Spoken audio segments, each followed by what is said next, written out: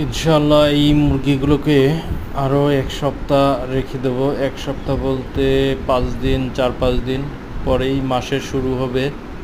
তো মাসের শুরুতে একটু বাজার বেশি যায়, এর ভিতর আমার মুরগিগুলিও মোটামুটি 2.5 কেজি প্লাস হয়ে যাবে। তো ইনশাআল্লাহ আর এখানে আছে 55 পিসের মতো। তো বাড়ির উপর 2-1 জন আসছে, তাদের কাছে বড়গুলি বিক্রি করে দিচ্ছি।